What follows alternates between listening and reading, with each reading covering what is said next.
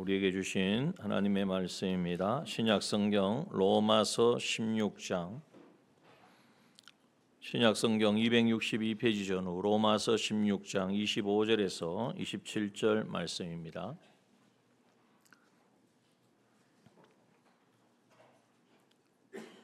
하나님의 말씀 로마서 16장 25절에서 27절 말씀 봉독합니다.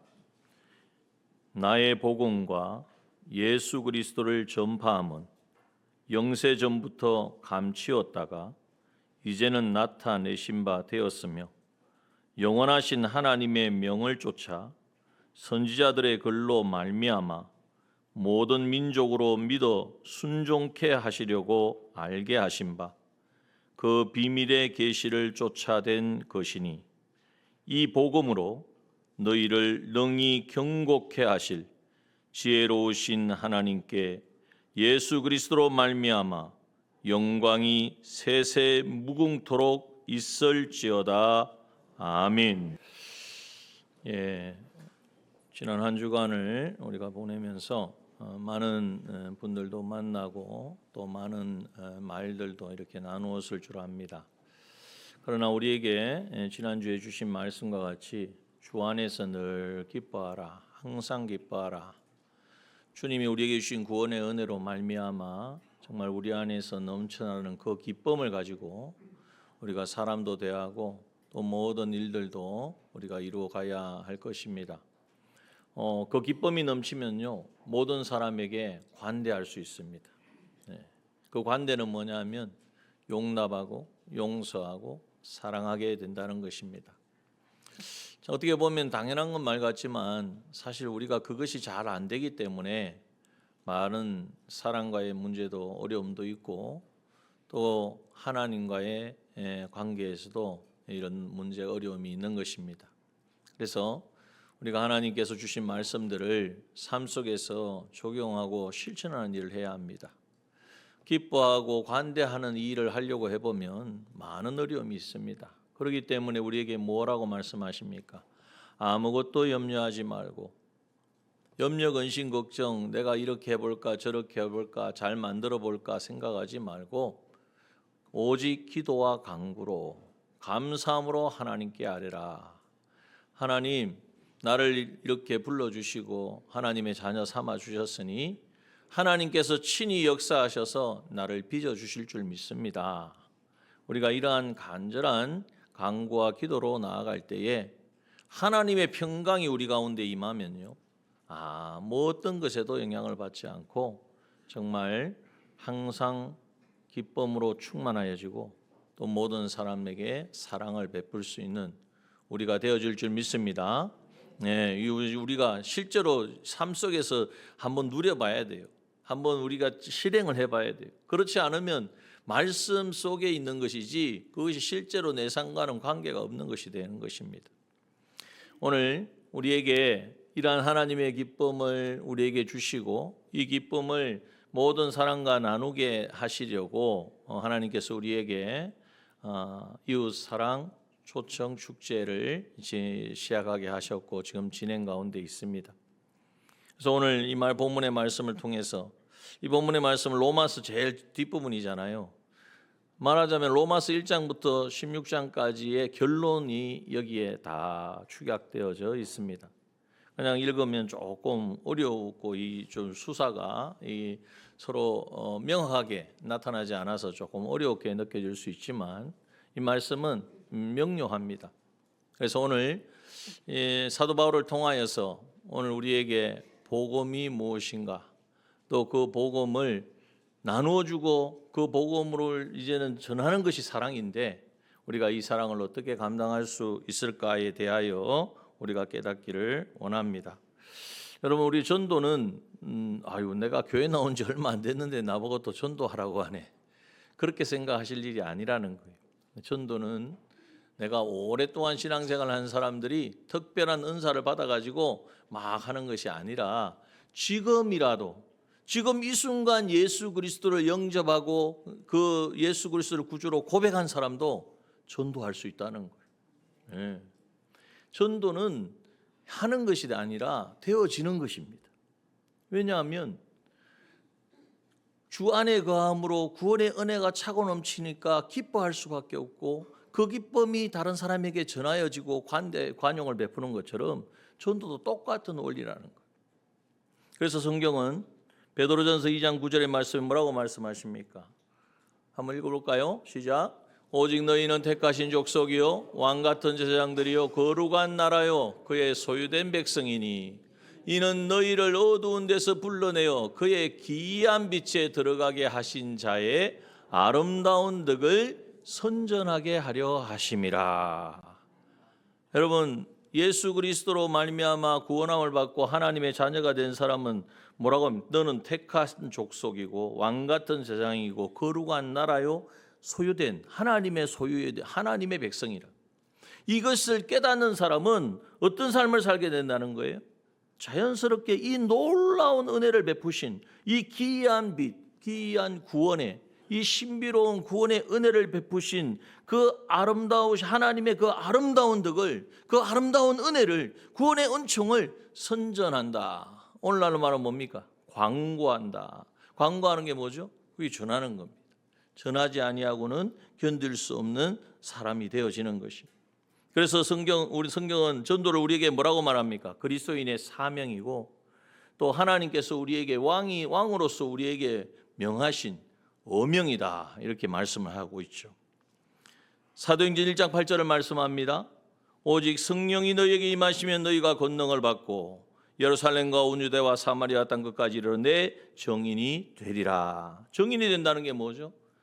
증인은 자기가 모르는 걸 말하면 증인이 될 수가 없습니다. 자기가 경험하고 체험한 것을, 예수 그리스도를, 내가 만난 예수 그리스도를 전하는 자가 되어진다는 것을 말씀하고 있는 겁니다.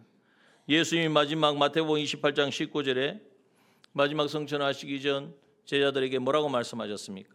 너희는 가서 모든 족속으로 제자를 삼아 세례를 주고 가르쳐 지키게 해라. 그것이 제자들, 그 당시 예수님을 만났던 제자들에게만 하신 말씀이 아니라 오늘 우리에게 주신 말씀이라는 거예요. 그러므로 오늘 이 전도를 우리가 정말 깨닫고 전도를 통하여서 주님의 사랑을 더욱더 누리고 경험해야 되는데, 그러려면 우리가 이 전도에 대해서 분명하게 알아야 돼요. 전도는 말 그대로 전하는 것입니다. 그런데 전하는데 뭘 전합니까? 도를 전합니다. 무슨 도입니까? 도라는 것은 길이요 또한 진리인 것인데, 나는 길이요 진리요 생명이신 예수 그리스도를 전하는 것이 바로 전도입니다. 오해를 하셔서 어떻게 하든지 전도해서 모셔다가 내 옆자리에 우리 교회에 등록을 시키겠다. 그건 좀 감사한 일이죠. 그러나 그것은 인도하는 것이에요. 그래서 인도하기 전에 우리가 뭘 해야 되죠? 복음을 전해야 돼요. 전도하는 일을 우리가 하면은 인도는 누가 할까요?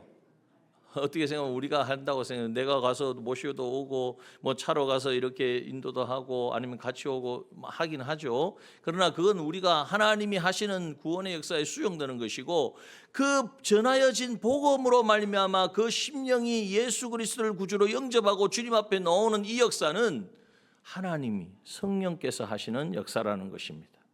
그래서 얼마나 놀랍습니까?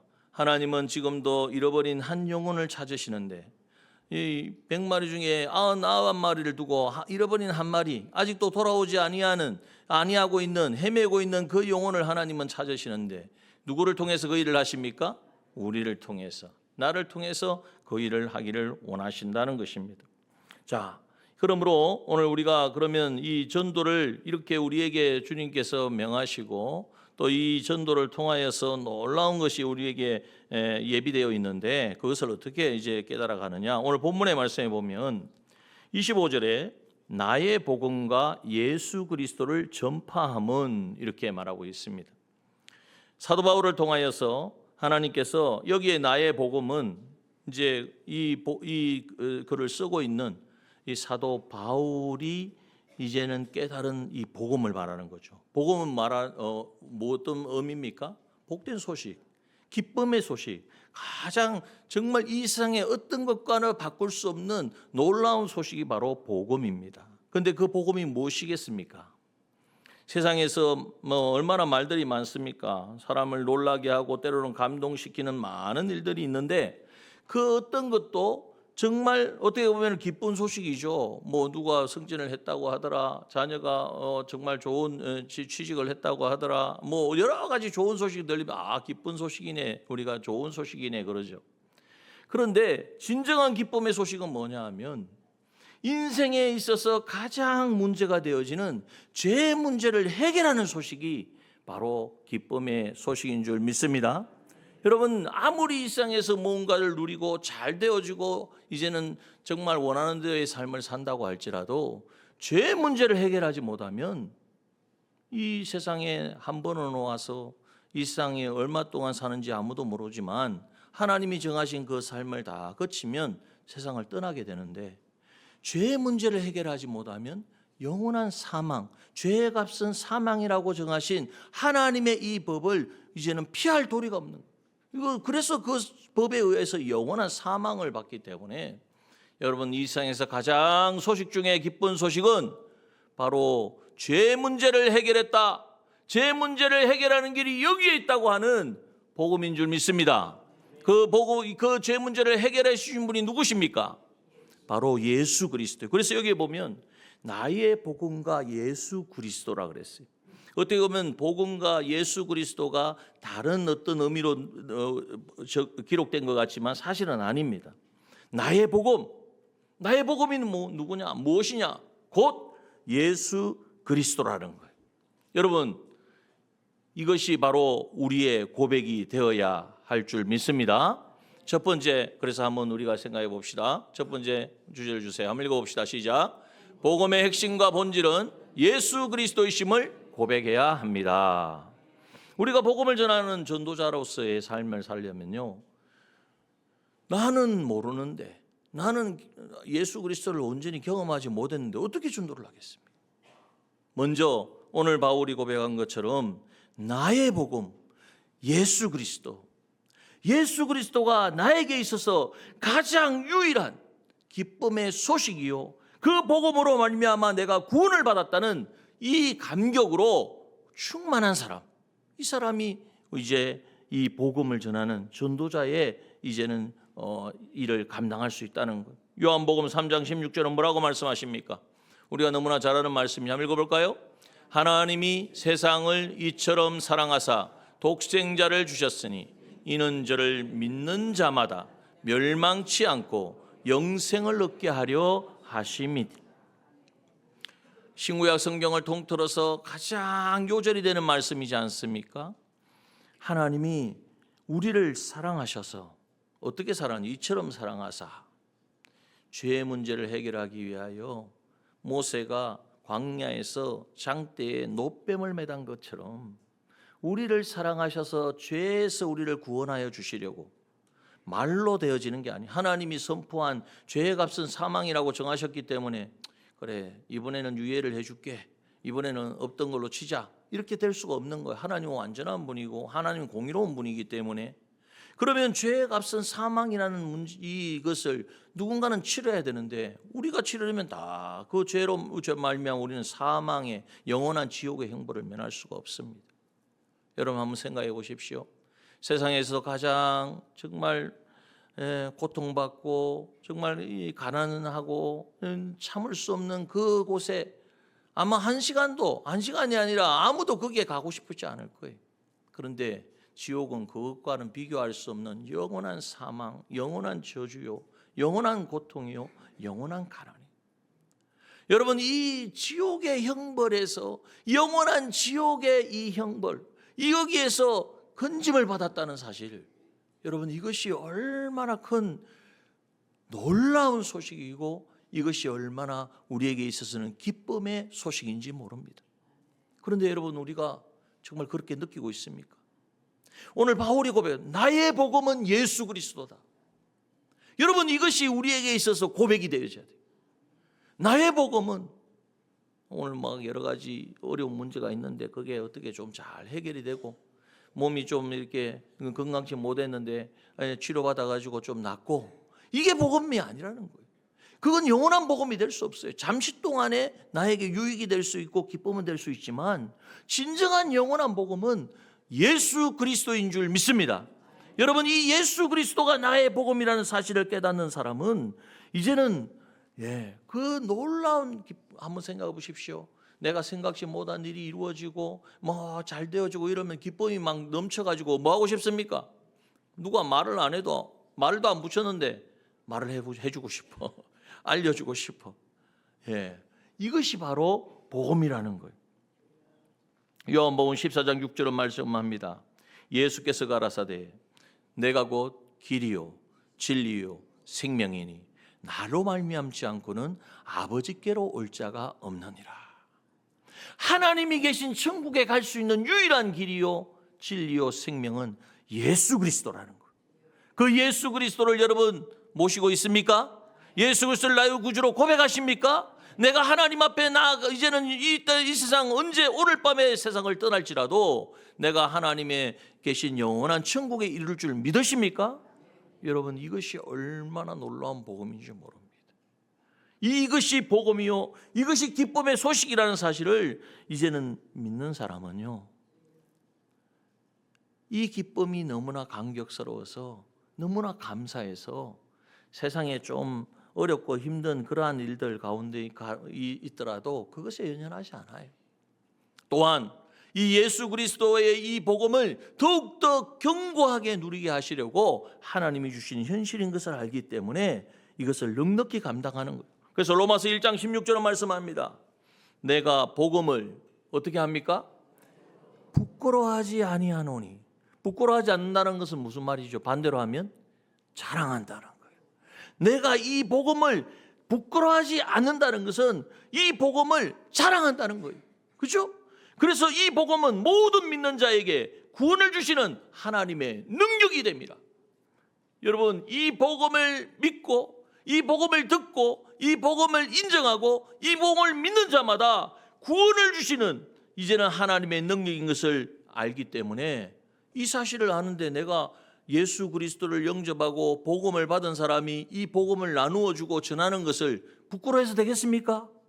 이것이 부끄러울 수가 없는 것이죠. 그 사람을 살리는 것이고 그 사람에게 영생을 주는 것이고 구원을 주시는 것인데, 그래서 우리는 이 예수 그리스도의 십자가를 어떻게 해야 됩니까? 자랑해야 되는 거예요. 그 당시 이 바울이요, 자랑할 것이 없어서 이것을 자랑하는 게 아니에요. 바울은 그 당시 세계의 중심이라고 하는 로마 제국의 시민권을 가진 사람이에요. 그러니까 자기는 얼마든지 나름대로 잘 살아갈 수 있어요. 그리고 자기 나름대로의 학문을 가지고 있기 때문에 사람들을 가르치면서 이 세상의 삶을 나름 얼마든지 영위해 갈 수가 있어요. 그런데 그는 뭐라고 이야기합니까? 빌립보서 1장 20절 말씀해 보면 나의 간절한 기대와 소망을 따라 아무 일에든지 부끄럽지 아니하고 오직 전과 같이 이제도 온전히 담대하여 살든지 죽든지, 어떻게 해요? 살든지 죽든지 내 몸에서 그리스도가 존귀되게 하려 하나니. 여러분, 살고 죽는 것이 중요한 것이 아니라 나의 복음, 나를 구원하신 예수 그리스도가 존귀되어지는, 나를 통하여 이제는 증거되어지고 나를 통하여 예수 그리스도가 구원의 은혜가 역사하여지는 이것을 가장 삶의 기쁨으로 여기고 최고의 자기의 이제는 삶의 가치로 여겼다는 사실입니다. 그런 분들이 많죠. 어느 날 치과 의사고 얼마든지 승승장구할 수 있는데 어느 날 보니까 어디에 있느냐, 사람이 없어요. 찾아보니까 어디 있냐니까 선교하러 가기 위하여 선교 훈련을 받고 있더라는. 그래서 그 유기수 목사님 동생인데 동생을 이제 미국에 가서 찾으러 가서 이렇게 가보니까 그 의사가 뭐 하고 있냐면은 보일러 수리해주고 있더라. 왜냐하면 자기는 그 공동체에서 보일러 수리하에서 이제는 사람들이 그걸 아무런 어려움이 없도록 하는 이 일을 맡았기 때문에. 그리고 인간적으로 봤을 때는 그렇잖아요. 인간적으로 봤을 때는 얼마든지 이 세상에서 삶을 영위할 수 있고 또 모든 것을 다 누릴 수 있는 그런 위치에 있는데 왜 이 친구가 그 모든 것을 다 내려놓고 복음을 전하기 위하여 훈련받는다고 이 제대로 된 그 시설도 없는 이 공동체에서 그것도 장돌이 들고 뭐 고치러 간다고 이야기하다가 말고 뭐 연락이 오니까 또 가는 거예요, 고치러. 그런데 그 모습이 안타까워 보이는 것이 아니라 그 모습이 제가 왜 저렇게 살까? 그런 마음이 아니라는 거예요. 바로 주님의 마음. 왜? 주님이 자기에게 오셔서 나의 복음, 나의 예수 그리스도가 이제는 정말 지금도 하나님을 알지 못하고 헤매고 있는 그 영혼들에게 이 복음을 전하라고 하시니까 나의 주인이, 나의 구원자가, 나의 복음이, 내가 제일 가치로 여기는 그분이 나에게 명하셨기 때문에 모든 것을 내려놓고 이제는 온 가족이 함께 이제는 주님이 원하시는 그 사명을 감당하고 있는 모습. 여러분, 오늘 우리에게 주님이 뭐라고 말씀하시든지 그 말씀에 이제는 복음이신 예수 그리스도가 말씀하셨기에 내가 순종하겠습니다, 그러한 자세가 되어 있는지 한번 우리는 점검해 봐야 돼요. 정말 복음이 예수 그리스도라는 것을 인정하고 믿는 사람은요, 십자가를 부끄러워하지 않습니다. 오히려 십자가를 자랑합니다. 그 주님이 지신 그 십자가에 참여하여서 그 고난을 통하여서 주님이 이루신 그 영광을 바라볼 때에 그거는요, 세상의 영광을 바라보는 것이 아니죠. 영원한 하나님의 나라에 이를 때에 그때 하나님이 예비하신 그 영광을 바라보니까 갈라디아서 6장 14절에 이렇게 말합니다. 그러나 내게는 우리 주 예수 그리스도의 십자가 외에는 결코 자랑할 것이 없으니. 여러분, 우리도 이 고백을 할 수 있기를 소원합니다. 바울만 대단한 게 아니에요. 어떤 그러한 그분만 대단한 게 아니에요. 우리도 똑같은 복음을 받았습니다. 나의 복음, 예수 그리스도를 이제는 가진 사람은요, 얼마든지 이 삶을 살 수 있는 거예요. 자, 그러면 나의 복음 예수 그리스도가 도대체 어떤 것이길래 이렇게 사람의 삶을 바꾸고 자기의 인생을 온전히 주님께 드릴 수 있는 그러한 사람으로 이제는 살게 하느냐? 정인이 누구냐? 바울이잖아요. 바울이 얼마나 기세등등했던 사람이에요. 그런데 완전히 깨어지고 완전히 뒤집어져서 이제는 복음을 위하여 자기의 생애를 다 드렸던 사람. 여러분, 두 번째 한번 읽어보겠습니다. 두 번째 한번 읽읍시다. 시작. 복음은 하나님의 구원 역사의 계시입니다. 왜 이렇게 할 수 있느냐 하면 이 복음이 어떤 것이냐. 오늘 본문에 말씀하시기를 나의 복음과 예수 그리스도를 전파함은 영세 전부터 감추었다가 이제 나타나신 바 된 것이라는 거예요. 이 복음은요, 어느 날 갑자기 인간들이 죄를 많이 짓고 죄를 많이 지어서 안 되겠구나, 내가 구원해 줘야 되겠다, 이렇게 결정한 게 아니라는 거죠. 영세 전에, 이 세상이 존재하기도 전에 하나님의 의지 세계 가운데에 하나님의 뜻 가운데 이미 정하신 것이 무엇인가? 바로 우리의 구원이요 복음이라는 것을 오늘 우리에게 말씀하고 있습니다. 여러분, 한번 생각해 보십시오. 우리의 구원이 정말 우연히 어떻게 하다가 하나님이 우리를 긍휼히 여기셔서 베푸신 은혜가 아니라 영원전 하나님의 계획이다. 어떤 계획입니까? 하나님이 우리를 창조하신 목적은 하나님과 같이 온전하고 구비하여 부족함이 없는 자, 하나님의 형상을 온전히 닮아서 하나님이 하시는 일들을 대리하여 이루어가는 그 사람 되게 하기 위한 거예요. 이것이 하나님의 목적이라고. 그래서 창세기 1장 28절은 계속해서 우리에게 생육하고 번성하여 땅에 충만하라 정복하라 다스리라고 우리에게 말씀하고 있는 거예요. 그런데 이 일을 온전히 이루기 위해서는 우리의 의지와 힘으로는 이건 도저히 할 수 없는 거예요.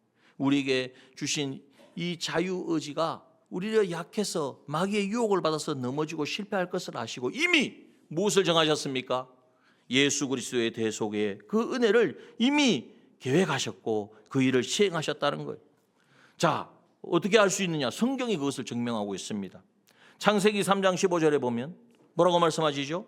여자의 후손은 내 머리를 상하게 할 것이요 너는 그의 발꿈치를 상하게 할 것이다. 여자의 후손이 뱀의 머리를 상하게 하는, 뱀을 깨뜨리고 사망을, 이 마귀를 이긴다고 말씀하고 있습니다. 자, 갈라디아서 4장 4절 뭐라고 말씀하십니까? 갈라디아서 4장 4절 때가 차면 하나님이 그 아들을 보내사 여자에게서 나게 하시고 여자의 후손이 그 머리를 상하게 하실 것이라고 예언하신 대로 이제는 예수 그리스도를 이 땅에 나게 하셔서 이제는 그 아들을 여자에게서 나게 하셔서 십자가로 승리케 하신 것입니다. 이사야 7장 14절의 말씀에 보면 보라 처녀가 잉태하여 아들을 낳을 것이요 그 이름을 임마누엘이라 하리라. 처녀가 잉태하여 아들을 낳는다고 어디에 말씀하셨어요? 이사야서의 구약에 말씀하셨어요.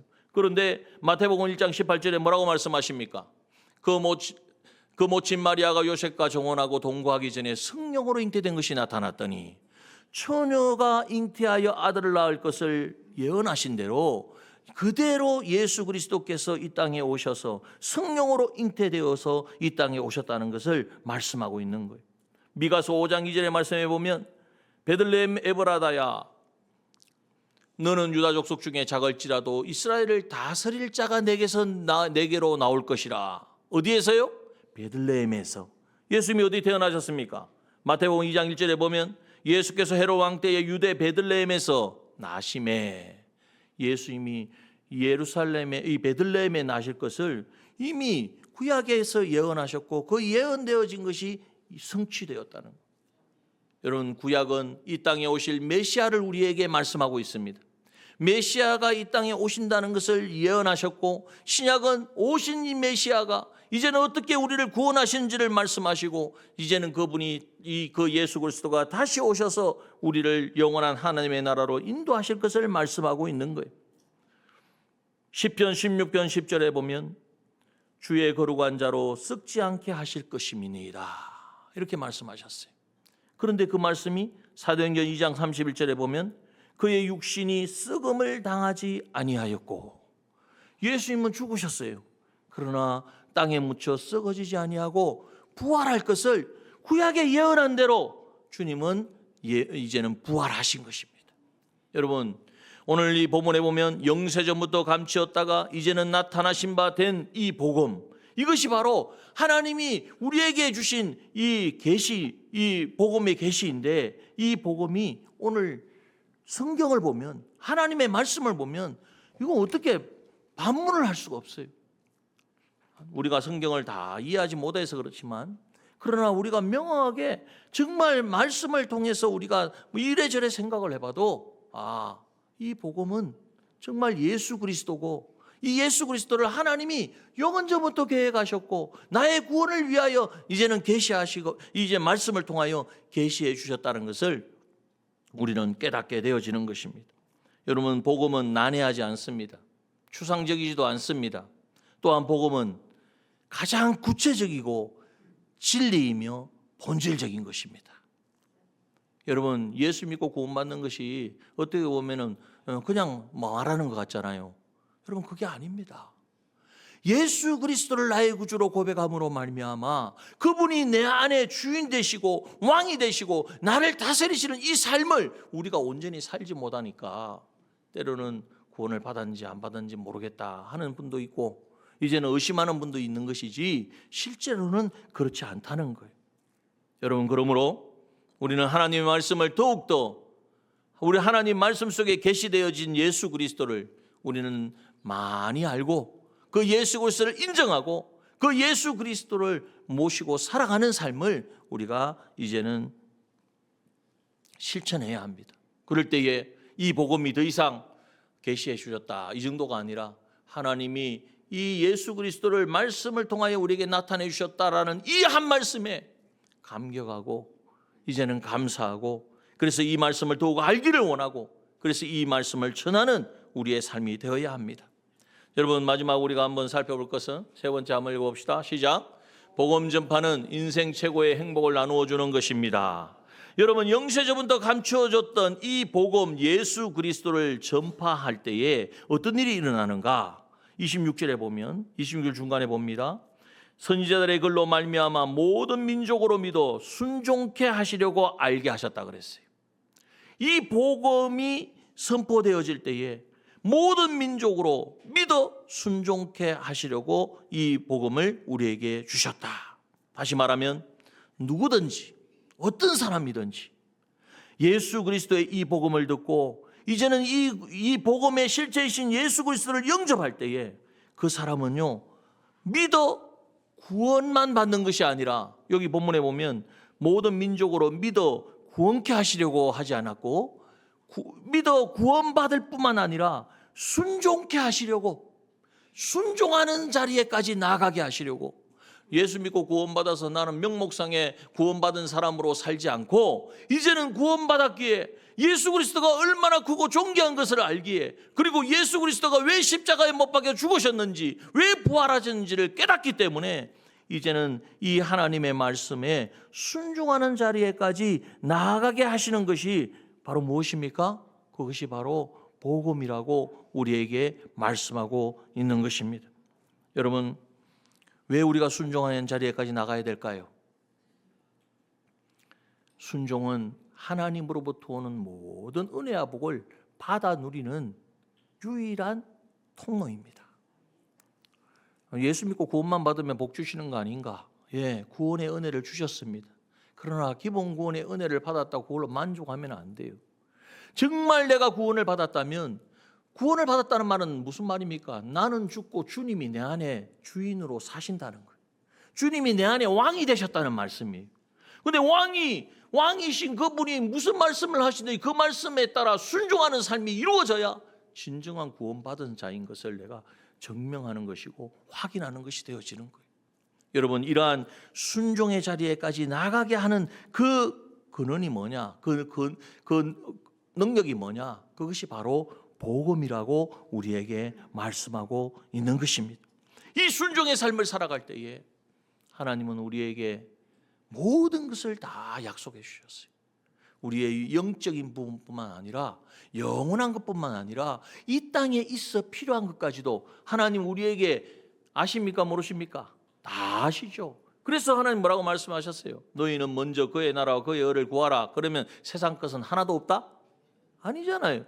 너희는 먼저 그의 나라와 그의 의를 구하라. 그리하면 이 모든 것, 그 모든 것이 뭐가 들어가 있습니까? 무엇을 입을까, 먹을까, 마실까, 이방인들이 생각하고 궁구하는 그 모든 것이 다 하나님께서 알아서 넉넉하게 꼭 필요한 대로 더하여 주시리라.